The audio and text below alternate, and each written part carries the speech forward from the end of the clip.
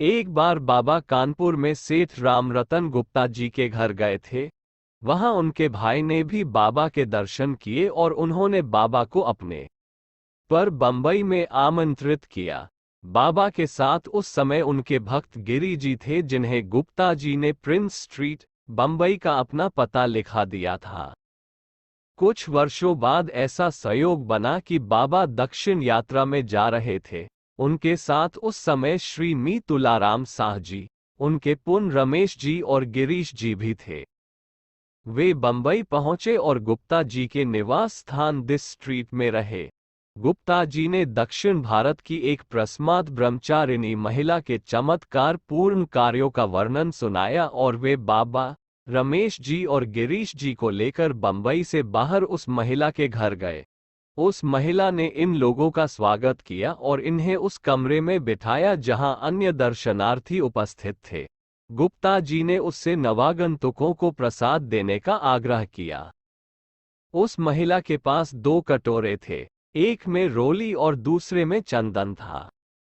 वो प्रत्येक के हाथ में रोली छोड़ती तो वह चंदन बन जाता और जब चंदन छोड़ती तो वह रोली बन जाती। इसके बाद वह अष्टधातु की एक मूर्ति अपने हाथ में पैदा कर दर्शनार्थी को प्रसाद रूप में दे देती थी। उसने इसी प्रकार गिरीश जी को दुर्गा की मूर्ति दी। जब रमेश जी की बारी आई तो वे मन ही मन बाबा से प्रार्थना करने लगे कि उस महिला के हाथ में उनको देने के लिए कोई मूर्ति पैदा न हुआ। ऐसा ही फलतः वह महिला अचेत होकर गिर पड़ी। उसके संरक्षक अथवा सचिव उसे दूसरे कमरे में उठा ले गए और वहां कुछ देर विश्राम के बाद वह सचेत हो गई। इस बीच घबराहट में रमेश जी ने सब बातें बाबा से कह दी। महिला के बाहर आने पर बाबा ने फिर रमेश जी से प्रसाद लेने को कहा। इस बार महिला के हाथ में लक्ष्मी जी की मूर्ति प्रकट हुई, जिसे उसने रमेश जी को दे दिया। तदनंतर गुप्ता जी के आग्रह पर उसने एक शिव परिवार की मूर्ति बाबा को दी।